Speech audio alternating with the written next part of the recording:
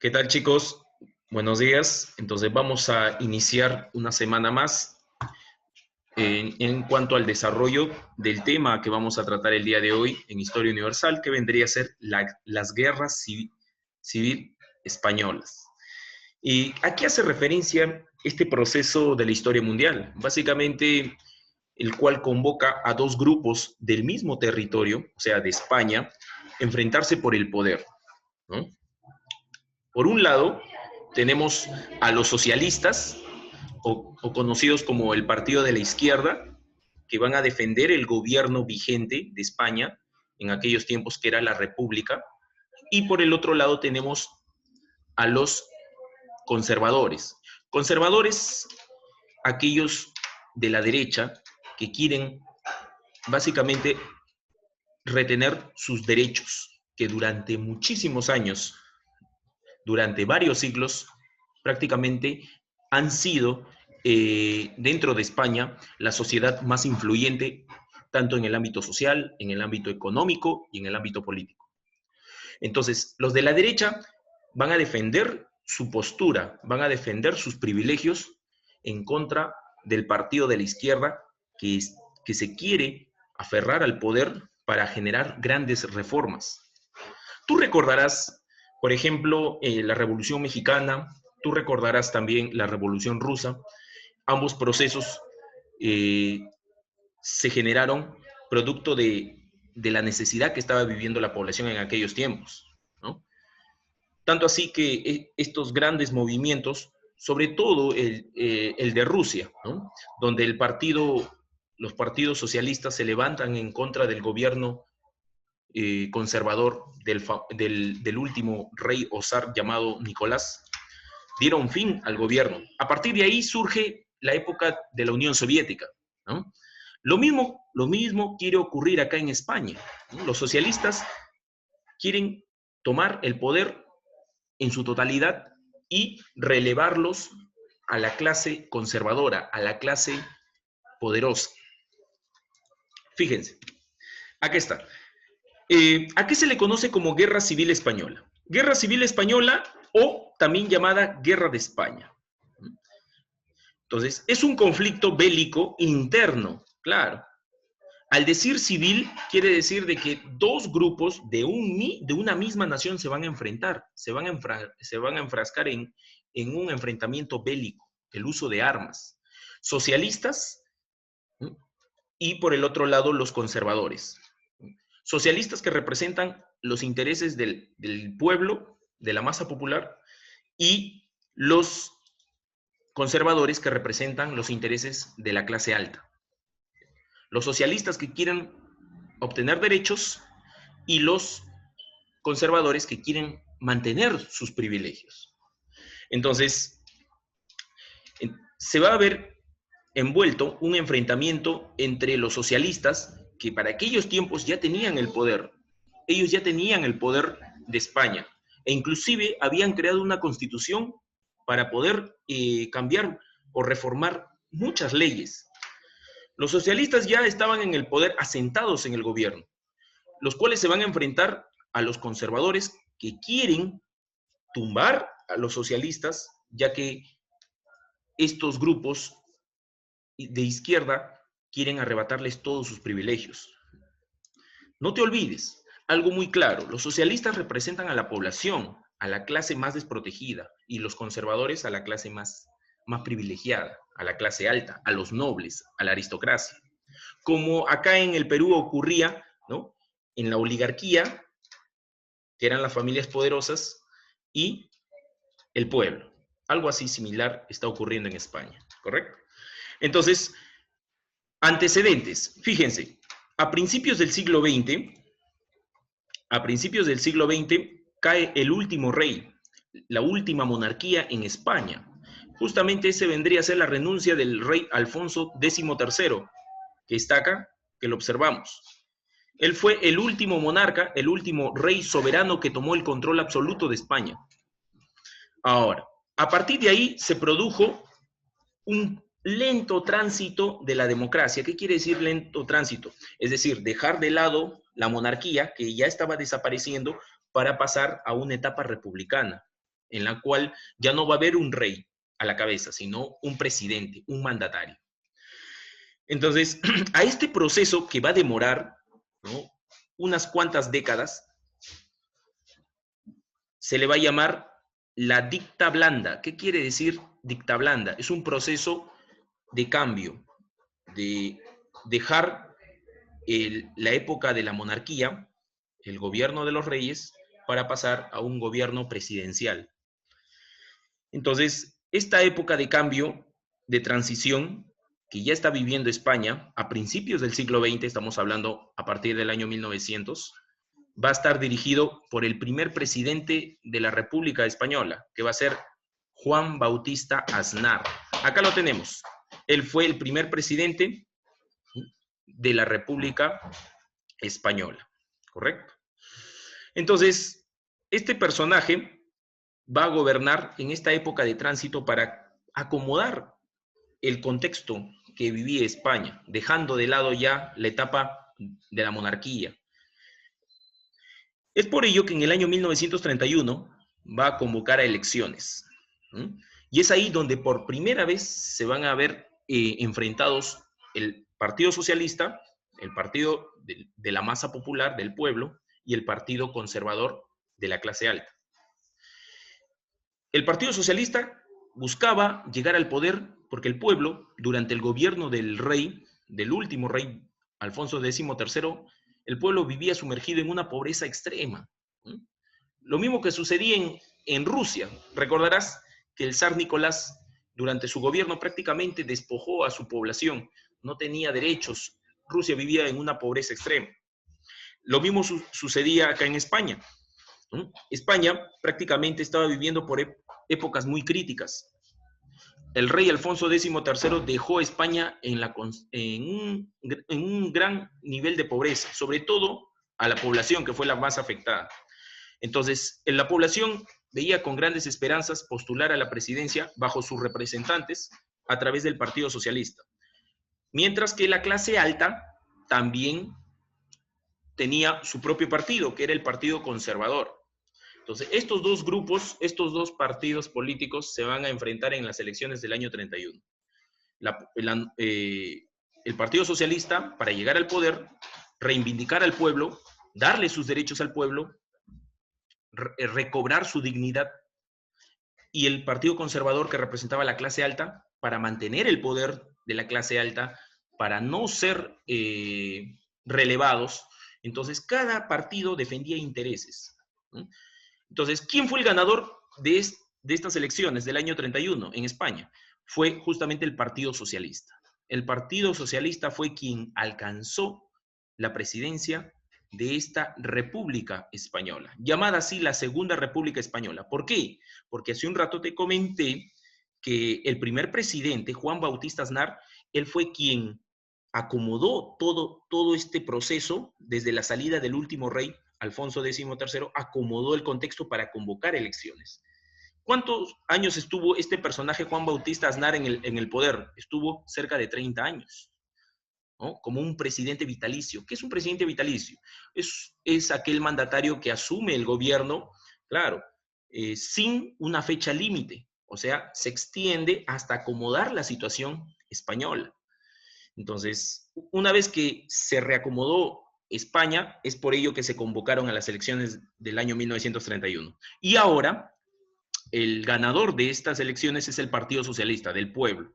Es ahí donde se va a fundar la Segunda República, ya ahora con un presidente elegido por elecciones. Por eso se le llama Segunda República. La Primera República fue con este personaje que tenemos ahí, ¿no?, llamado Juan Bautista Aznar. El proceso de trance, el proceso de cambio, ¿no? Él acomodó el esquema político. Entonces, el Partido Socialista llegó al poder. Y la primera medida del Partido Socialista, que representa al pueblo, los intereses de la población, va a ser crear una nueva constitución. Y es ahí donde se va a crear la constitución del año 1931. Entonces, esta nueva constitución va a reformar todos los esquemas a favor del pueblo, sobre todo afectando los sectores privilegiados, o sea, la clase alta. A la clase alta se le va a quitar muchos privilegios. Y tú bien sabes que la clase alta representa, o bueno, estaba representada por... Y tú bien sabes que la...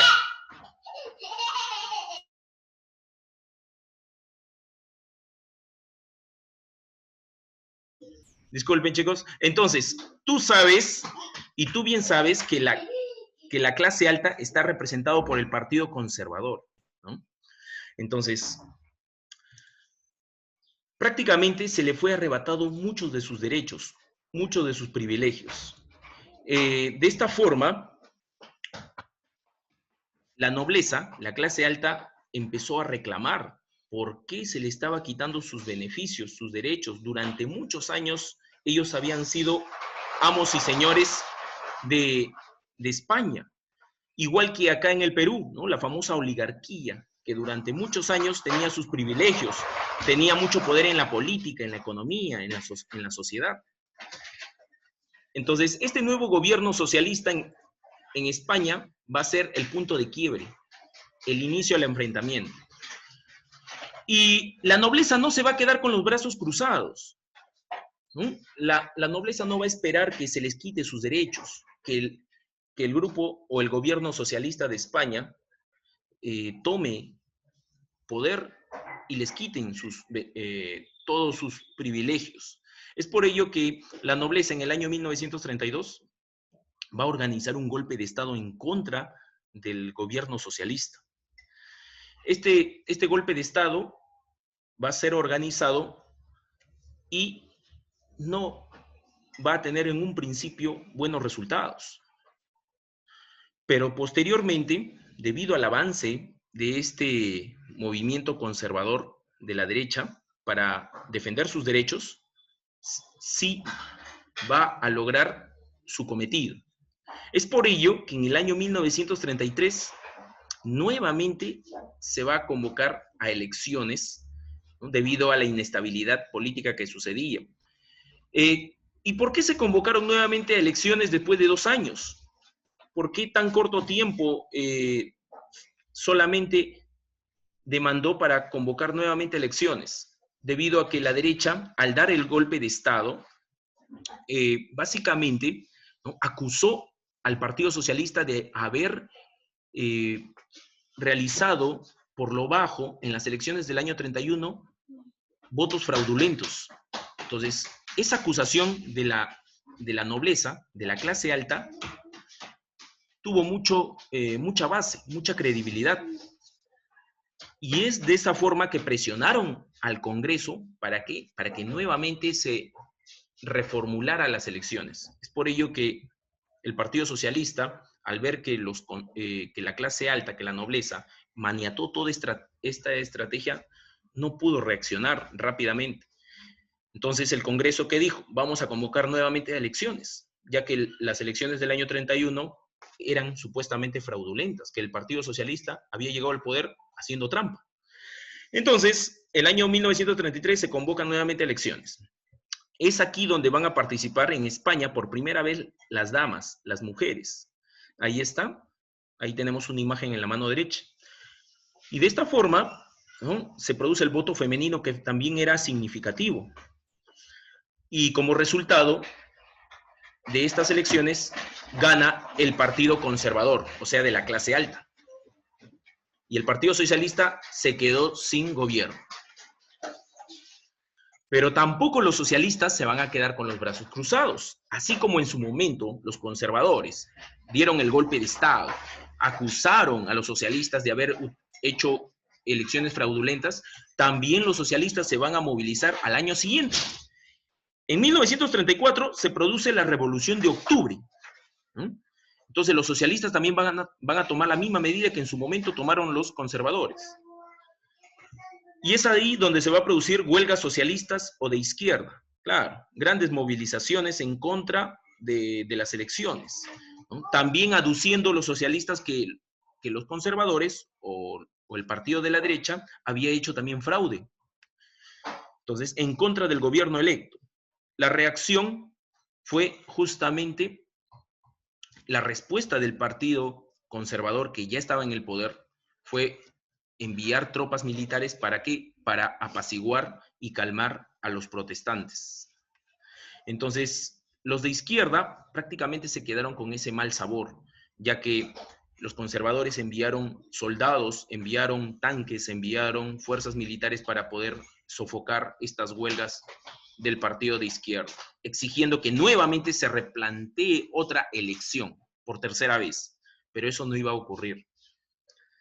Entonces, básicamente los socialistas, al no poder nuevamente exigir otra elección, o mejor dicho, otra reelección, tuvieron que esperar prácticamente 2 años para que se convocara a elecciones presidenciales.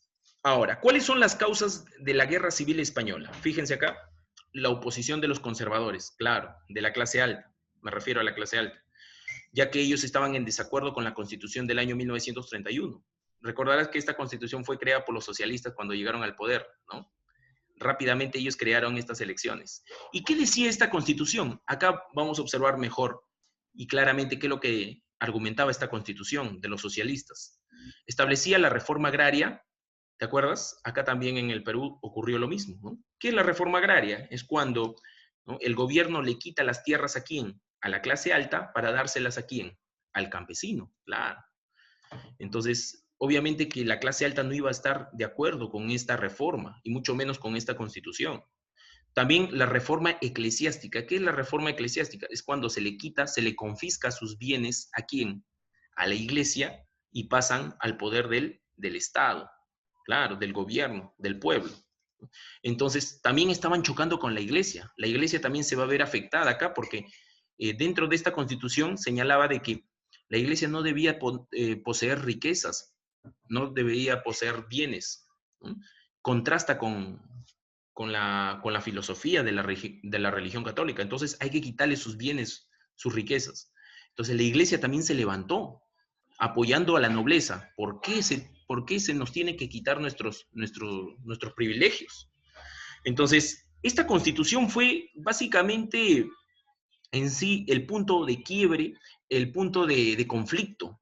Te acordarás que esta Constitución, característica de estos colores, fíjense, de color rojo, de color mostaza y de color violeta, no te olvides, fue la Constitución que determinó este enfrentamiento entre los socialistas y los conservadores, los de izquierda y los de derecha. Entonces, prácticamente esta Constitución estaba quitándole los privilegios ¿a quién? A los terratenientes. ¿Quiénes eran los terratenientes? Justamente los grandes hacendados, aquellas personas de la clase alta que poseían grandes tierras. Los líderes militares, que eran los grandes generales, claro.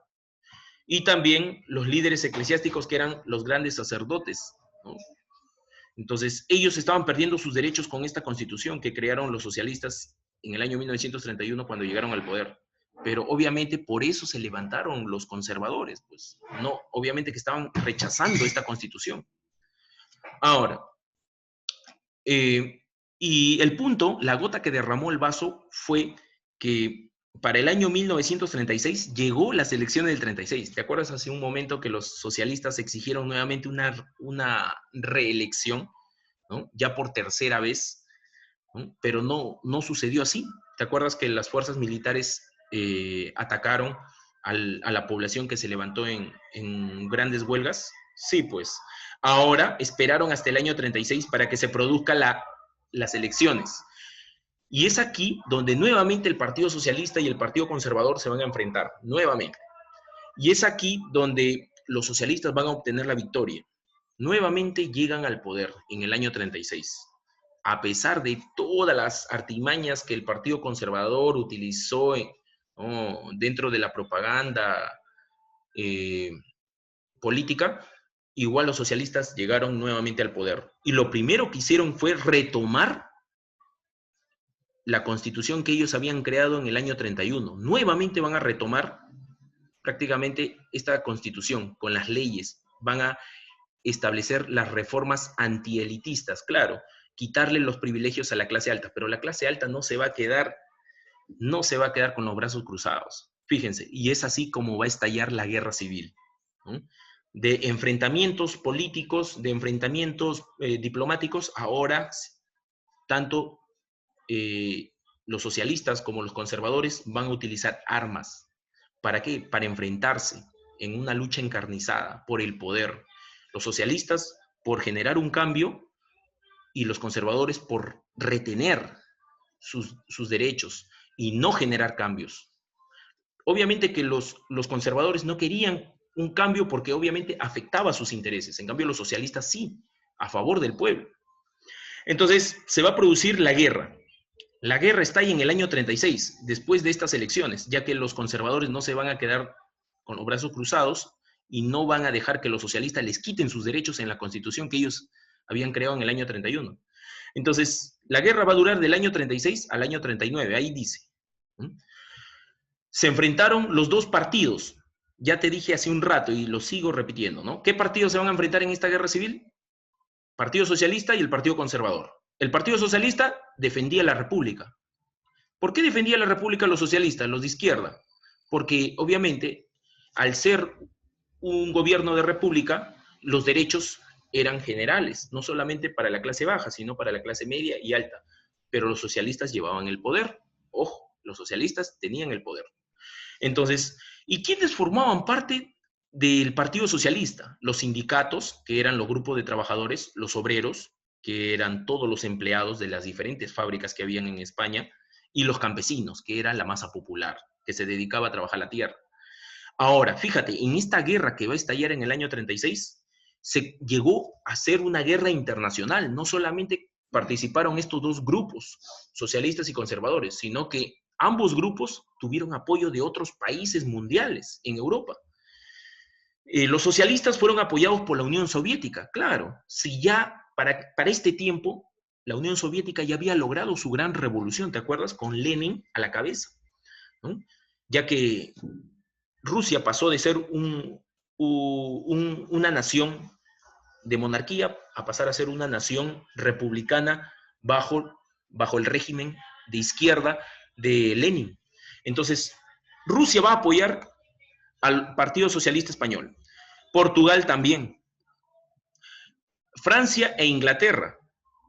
Estos dos últimos, escúchalo bien, estos dos últimos, Francia e Inglaterra, también van a apoyar a los socialistas, pero no directamente, no con soldados, sino simplemente con armas, por lo bajo, porque ellos no querían enfrascarse en un conflicto directo contra el otro grupo. ¿Por qué? Porque ellos querían evitar de que estalle una Segunda Guerra Mundial.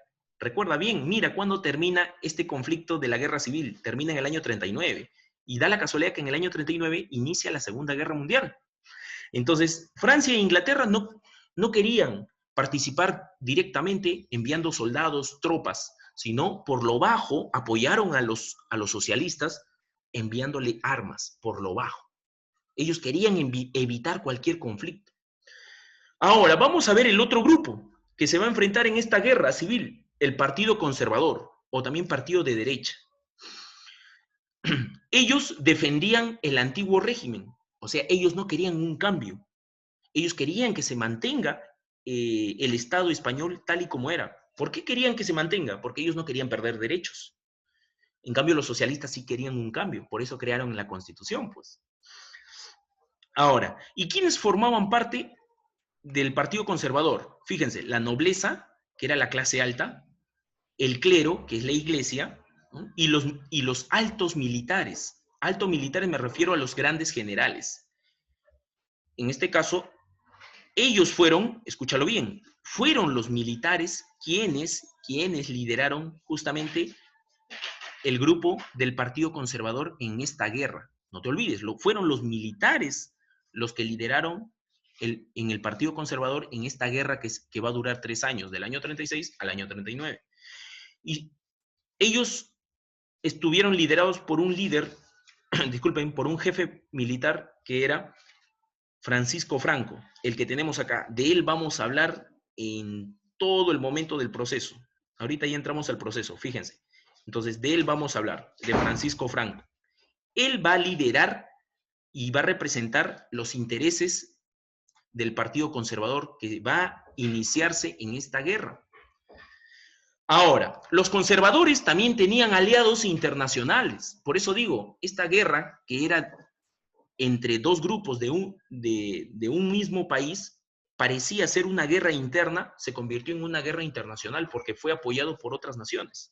Y mira, los conservadores van a recibir el apoyo de Alemania nazi, que ya era nazi, ya estaba liderado por Adolf Hitler, y de Italia, de Benito Mussolini, del cual también ya hemos estudiado. Fíjense, acá tenemos la imagen de estos dos épicos representantes. Claro, ellos dos van a apoyar a los conservadores, a los de derecha, en esta guerra. Ahora ya entiendes por qué Inglaterra y Francia, que están en el grupo de los socialistas, no quieren participar directamente porque no querían que se detone una Segunda Guerra Mundial, no querían tener contacto directo con los alemanes y con los italianos que ya estaban liderados por Hitler y por Mussolini. Es por ello que Francia e Inglaterra no quieren participar de forma directa. Por lo bajo sí van a ir enviando armas, sí, pero no directamente porque sabían muy bien que el otro grupo estaba siendo apoyado por los nazis y por los fascistas de Mussolini. Así es. Entonces, por eso Francia e Inglaterra actuaron con astucia. Sí, apoyaron a los socialistas, pero por lo bajo, con el fin de no tener roces con Hitler ni con Mussolini. Así es. Entonces, fíjense, ya Hitler y Mussolini están participando en esta guerra apoyando al bando de la derecha, al bando conservador. Por el otro lado, el socialista está siendo apoyado por la Unión Soviética, por Portugal, Francia e Inglaterra. Estos dos últimos, no te olvides, por lo bajo nada más, eran países neutrales. Neutrales quiere decir que no están directos en la guerra civil, sino que por lo bajo simplemente envían armas. No te olvides, ¿ah? ¿Eh? Listo. Entonces, ya estamos en el proceso. ¿Cómo se va a desplazar esta guerra, ¿no?, civil en España? Fíjense, como ya te dije, ¿en qué nos habíamos quedado, ¿no? En las elecciones del año 1936. ¿Quién ganó las elecciones del año 36? ¿El Partido Socialista o el Conservador? El socialista. Entonces, los conservadores, o sea, de la clase alta, no se van a quedar con los brazos cruzados. Es ahí donde va a detonarse en el año 36 la guerra entre estos dos grupos. Son cuatro etapas que se van a producir de esta guerra. Y justamente va a ser organizada por el Partido Conservador. Ya te dije que quienes van a llevar el movimiento de este Partido Conservador van a ser los militares, los altos militares. ¿Y quién? Sobre todo, Francisco Franco, ¿no? Entonces, acá tenemos a Francisco Franco en la imagen de abajo, y este es su lugarteniente, su brazo derecho, que era Emilio Mola, ¿no? Estos dos van a organizar o van a dar inicio a la guerra civil. Entonces, al perder las elecciones, en el año 36, el Partido Conservador y nuevamente los socialistas llegaron al poder, el Partido Conservador va a iniciar con esta guerra, ¿no? No va a permitir que los socialistas estén en el gobierno, porque obviamente al permitirlos, perdían ellos sus derechos. Entonces, Francisco Franco va a iniciar la movilización. ¿Él dónde se encontraba? Él se encontraba en un archipiélago, ¿no? Claro, en un conjunto de islas, ¿no?, así se le llama, en un archipiélago llamado la Isla de las Canarias, que le pertenecía a España, ¿no? Entonces, a partir de ese lugar se va a movilizar. Las Islas de las Canarias quedan ubicadas hacia el sur, por donde está la flechita del mouse, ¿ya? Por acá quedan las Islas de las Canarias, ¿correcto? Entonces se va a movilizar de sur hacia norte. ¿Rumbo hacia dónde? Hacia Madrid, ¿correcto? Es ahí donde estaba el Palacio de Gobierno, donde estaba gobernando justamente el presidente socialista. ¿Para qué? Para darle golpe de Estado y acabar, definitivamente, expulsar a los socialistas. Y por el norte sale desde Pamplona, ahí está, desde el norte, va a salir su lugarteniente llamado Emilio Mola, para rodear Madrid y de esa forma, ¿no?, cercar la ciudad de Madrid y tomar bajo golpe de Estado el poder en España y sacar al presidente socialista que ya había sido elegido en el año 36. Pero no llegaron a Madrid ni Emilio Mola ni Francisco Madero. ¿Por qué? Ya que se produce el enfrentamiento unos kilómetros antes, ¿no? Es por ello que socialistas y anarquistas se van a enfrentar. Socialistas, o sea, los que están en el poder; anarquistas quiere decir los conservadores, se van a enfrentar en el poder kilómetros antes de llegar a Madrid, en la ciudad de Gredos. El resultado fue favorable para los conservadores, ¿no? Francisco Franco gana este enfrentamiento. Ahora, pero Francisco Franco no llegó a Madrid directamente, va a cambiar su rumbo hacia Toledo, justamente una ciudad antes de Madrid. ¿Por qué? Debido al factor de liberar esta ciudad y así evitar tener, ¿no?, un contratiempo al momento de llegar y definitivamente tomar la capital de España. ¿Por qué llegó a Toledo? Para poder tomar posesión de esta ciudad y también para poder reactivar su ejército, ya que en la batalla de Gredos había perdido muchos soldados. Entonces, no llegó a Madrid. Y su lugarteniente, Emilio Mola, también se desvió, no llegando a Madrid, llegando hacia lo que vendría a ser la ciudad de Salamanca. Es ahí donde también su ejército de Emilio Mola descansa para poder reactivar el segundo proceso. Entonces, fíjense, el avance de los conservadores va a ser notorio.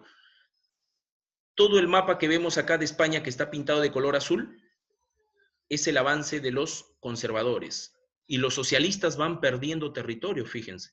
Los socialistas van perdiendo en esta guerra que ya se está generando. ¿Correcto? Entonces, no te olvides, todo lo que está de azul es el avance de los conservadores, el ejército de Francisco Franco, y el de color rojo es el poder de los socialistas que estaban en el gobierno, que están perdiendo. Ahora, esta segunda etapa se llama la campaña del norte, ¿no? Se le dice campaña del norte debido a que el objetivo va a ser justamente tomar el territorio de Barcelona, ¿no? Ahí está, Barcelona, que se encuentra hacia la mano derecha, en la parte superior. Entonces, ese es el objetivo. ¿Y por qué Barcelona? Porque Barcelona era una de las ciudades militares más poderosas de España. Y de ahí dependía el poder también de los socialistas. Y Franco sabía muy bien que si se tomaba Barcelona, obviamente los socialistas quedaban desprotegidos de armas, de armamento bélico. Entonces, pero para ello, justamente, el gobierno socialista, ¿no?, va a ser tomado por otro presidente, ¿no?, llamado Largo Caballero. Entonces, este personaje se convierte en el nuevo presidente socialista. ¿Y por qué? ¿Por qué asume el gobierno este personaje? Debido a que tenía mayor trayectoria militar y en época de guerra él sabía tomar medidas más inteligentes para enfrentar el avance de los conservadores. Entonces, en marzo del año 1937, con el ejército a las puertas de Madrid, ¿no?, prácticamente los conservadores ya estaban anunciando la llegada hacia la capital, ya estaban prácticamente a puertas de tomar Madrid. Recuerda bien que Toledo, que está cerca de Madrid, ya había sido tomado por el ejército conservador. ¿Qué es lo que sucede? Al estar cerca, los conservadores de Madrid trasladaron su capital hacia Valencia, que está la ciudad a la mano derecha. O sea, los socialistas trasladaron hacia Valencia el poder del Ejecutivo, porque ya sabían que los conservadores podían tomar.